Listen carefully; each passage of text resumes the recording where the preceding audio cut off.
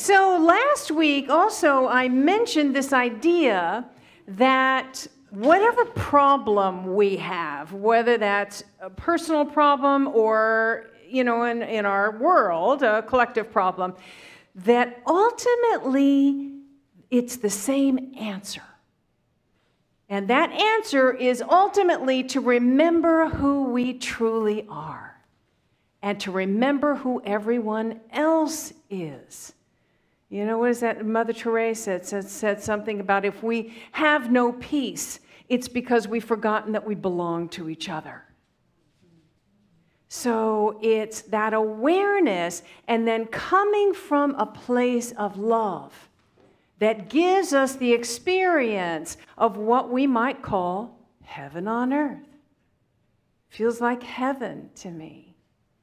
But we forget, right? We forget, we get sucked into this world. The world is asleep and dreaming a dream of separation. It's natural, and then we experience not so much heaven on earth. Sometimes the absolute opposite of that. And it shows up in many different ways, right? Judgment and pain and resentment and division and hatred and dis-ease, lack, limitation, depression, anxiety, etc., etc. You can fill in the blank.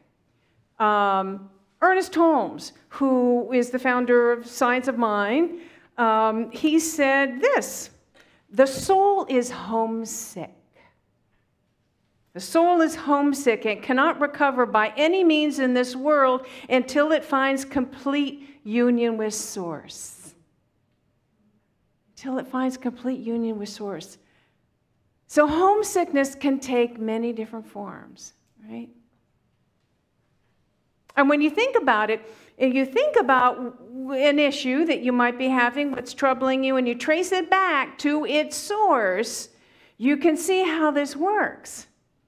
Because what's really missing in our lives, what we're all really craving is that connection, is that complete union with Source. And when we don't have it, there's an emptiness inside of us. And we try to fill up that emptiness with whatever is, we're always looking outside of ourselves, whatever it is, right? Food, sex, bad relationships, alcohol, social media, bad TV, overworking. Oh, bad TV. A lot of people know that one. Yeah, right?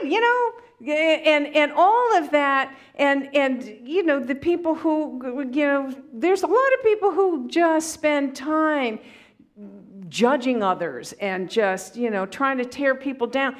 I don't know why. It's sort of like, this thing that's happening in our society. So for a while that distracts us, right? It works for a while, it distracts us. We forget that we have this emptiness in here. But ultimately, it makes it worse. Because what we really, truly want is that complete union with that infinite divine that is within us. And to experience our oneness with each other. To experience oneness. That is a deep soul desire. And with that comes joy. With that comes love. With that comes peace. And the good news is that we don't have to wait until we die to have that complete union with Source, right? That's the fallacy that some versions of Christianity propose. That heaven's a place outside of us, up there somewhere, and that we experience it after we die, only if we've been following all the rules, right? We've been not sinning. Then maybe we have an experience of oneness with God.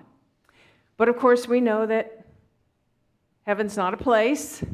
We got some really powerful satellite, cameras now that are reaching all the way out to the outer edges of the universe. They haven't found heaven yet. Heaven is a state of mind. It's here and now. And we experience it to the degree that we align ourselves with that inner presence, that divine one within us and all around us. When we open to and connect with that infinite love that is within us, and we set our intention to live from that place of love, again, that feels like heaven. And the opposite is true, right? When we align ourselves with the forces of the world and the temporary outer world of effect, then we experience, and then we get caught up in judgment and resentment and, feeling like a victim and hopelessness even. That's the experience of hell sometimes, right? So heaven and hell are a choice that we make. It's really a choice that we make in any moment, which reminds me of A Course in Miracles. There's a lesson in A Course in Miracles, is heaven is a choice I must make. And I have a little section of, I studied A Course in Miracles years and years ago, and it really moved me and shifted a lot of things in my life. And I look at it now, and some of the things really do still resonate with me, and some don't. So, pick and choose. And everybody has an individual experience with that. So this little bit from the exercise, Heaven is a Choice I Must Make, you need to be reminded that you think 1,000 choices are confronting you when there is really only one to make. And even this but seems to be a choice. Do not confuse yourself with all the doubts that myriad decisions would induce. You make but one. And when that one is made, you will perceive there is no choice at all. For truth is true, and nothing else is true. And the affirmation that goes with that is, heaven is a decision I must make. I make it now and will not change my mind because it is the only thing I want. Let's say that together. I'll give you the line by line. I'll give you the first line. You repeat after me. Heaven is a decision I must make. Heaven is a decision I must make. I make it now and will not change my mind. Because it is the only thing I want. Yeah. So heaven is a choice that we make. And we make it by, remembering that the universe is for us. The universe is for us. The universe is set up to support us, just like it's set up to support all of life. And secondly, by taking a conscious breath, let's all take a conscious breath together, and attempting to see whatever situation we got going on in our lives from the highest point of view. Try to see it from the highest point of view. And if we have trouble doing that, and sometimes we all do, that's when we want to sit with a prayer partner, or a prayer chaplain, or a spiritual coach that can help us to see it from that highest point of view. The next idea is opening to gratitude, right? Opening to gratitude, noticing all the things that a lot of people just miss. It's like some people are just walking around with, blinders on, and they just don't see all the magnificence that is all around. They can't see the blessings in their lives. But the more we stay alert, the more we pay attention, the more we notice, the more the things come into our life to be grateful for. Gratitude. The next idea is to connect with our heart and try to see the other person from the highest point of view, particularly one who we feel has maybe done us wrong. And again, that's not easy. So sometimes connecting with a prayer partner, connecting with somebody who can help us to see that other person as a divine being. The next idea is related to that, and is forgiving people their mistakes. forgiving their mistakes. And then finally, forgiving ourselves for not knowing, for not remembering, for forgetting, forgiving ourselves for forgetting, because we will. We will. You know, we're on this journey, right? This human divine journey. And it's a pathway that has a lot of winding roads, and that's why we come together, right? To keep reminding ourselves, as I was talking about last week, to support each other in remembering. So these are the tools, right? These are some tools, and tools that, you know, I talk about all the time. These are the tools we have at our disposal. So again, we come together to support each other in remembering and using them and learning how to use them more effectively. You know, and celebrating every time we do. Celebrating every time that we have been able to create the experience of heaven on earth in the midst of a challenge. We celebrate even the little things. It's like, oh yeah, look at that. I saw it from a different perspective, and the whole idea of it changed for me, and I was at peace. You ever have that experience? Yeah. Yeah. So, that's why we come together. And that's how we unify with that divine source within us and create this experience of heaven on earth for ourselves. But what about everybody else? What about the world? What about people who are suffering? People who don't know, you know, that there is anything other than this physical realm. People who can't see beyond the physical eyes or know how to connect with that love. What about people who are, you know, in a war-torn country? They're caught up in that. What about people who grow up in generational poverty or disease, or their minds are polluted with, you know, dark conspiracy theories? That's a thing now. What about people who are psychologically or spiritually wounded? What about the planet and the obvious results that are happening all over the world as a result of climate change? What about that? Is there anything that we can do other than donating to organizations that are on the ground helping, or being of service in some way, whatever way that is? Is there anything else that we as a spiritual community can do? Yeah, I'm glad you asked. Because indeed there is. There is, indeed. And that's why we have events like World Day of Prayer and things like that. So for those of you who were with us on Thursday, whether some of you were here holding vigil, either here in the sanctuary or at home, or with us during the event, you experience that power of collective prayer in uplifting the collective consciousness, uplifting the heavy vibration, on this earth, so that it's easier for people to awaken. It's easier for people to open to and experience that love within them. It's easier for them to see that maybe there's a different way of looking at this. It just makes it easier.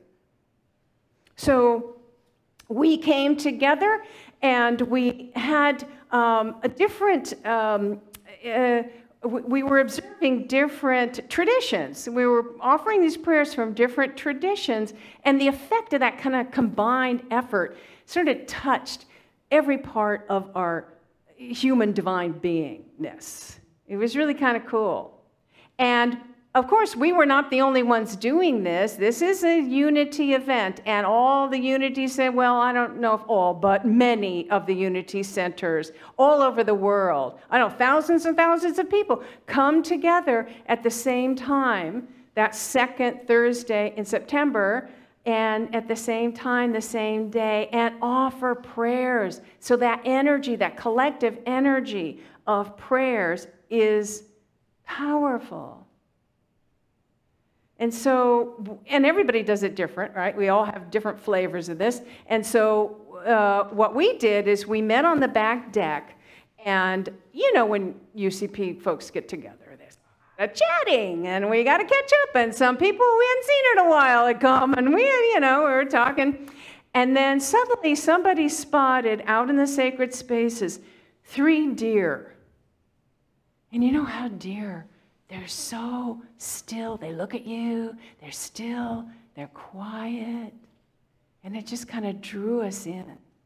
It drew us into the stillness and the quiet. And Mark Malachi picked up his flute, his Native American flute, and started playing. And it was just this magical, beautiful, sacred energy. And then we led this procession all through the sacred spaces, pausing at each of the representations of the divine and receiving inspiration and talking about them. So Joanne led the one to Green Tara, which is that first statue out there, and shared with us about that, about Tara, the goddess of compassion, dissolver of blockages, and then she led us in a beautiful chant of Tara. And then we went over to the Jesus statue, and Karen shared with us this Aramaic version of the Lord's Prayer. The Aramaic is the language that Jesus actually spoke. So this Aramaic version of the Lord's Prayer, it was so beautiful. And the first line, excuse me, is in Aramaic, Abun Debashemaya. Abun Debashemaya. Let's try to say that together. This Abun. Abun. Abun. And the second word is Demwashemaya. Demwashemaya. It's such a beautiful sound. And so what that means, Abun, is the beloved source. It is the infinite universal one. Demwashemaya kind of relates to the light that is within everything. That omnipresent light within everything. So it's this beloved divine source that is the light within everything. That's a little different feeling than our Father who art in heaven, isn't it? It's the whole thing. And you know we ought to do one Sunday. And Karen, I'll ask you to help me. One Sunday we ought to just do the whole thing all the way through and the translations. Would you guys be interested in that? It's really quite different and beautiful and powerful, and just the sound of it sounds it's really sacred. Okay, we'll do that. And so then we went off to the statue of Buddha, and Lorraine did a beautiful shared Thich Nhat Hanh passage, and then we did this Om Mani Padme Om. And then we came back into the sanctuary and sat around a circle. And by then, the energy, the power, I got to feel it in my hands. That energy that vibration was really powerful. We sat together and we took the bowl that all the prayer requests that you guys have been offering the past week, we sent all that energy to that bowl of those prayer requests. So be on the lookout for some shifting in those situations, because it was really something. And then we sent it out, to the world. So, from an outside observer, they may say, well, isn't that quaint? Isn't that lovely? They're coming together, and I'm sure it makes them feel better, but, what else, right? I beg to differ. Because really, everything is energy. Yeah. Yeah, indeed. Right? And everything, down to the subatomic particle, everything is energy. And that energy, those subatomic particles are in everything. Everything is energy, right? And everything is created out of consciousness. And we're all connected on a deep level. That's the collective consciousness. So every heartfelt prayer you utter, every time you send love and light out to someone or to the world, every time you can see something, a situation from a higher point of view, that shifts the collective consciousness. It raises the energy that makes it easier, right, for others to feel that peace. Oh, I don't know, I'm feeling some peace right now. Somebody must be praying for me. I'm feeling love. Just, it's amazing how the effects of this, that we don't always know, and we don't have to know. You know, we just take care of doing this and then let it show up, right? So when we do this on a regular basis, and we combine this with whatever activity in the world that we're led to do, whatever we feel guided by our inner guidance to do, it's not either or, it's both and. You know, we do this together. We are creating an experience of heaven on earth for ourselves and for the world. That's what we're participating in here. That's what we're participating in here. Let's just take a deep breath and breathe that in. Breathe in that awareness that we are here for the purpose of awakening to oneness and sending this love and light out, being of service in whatever way we feel led, and helping others to awaken. Awakening the divine light in all. That's it. Namaste.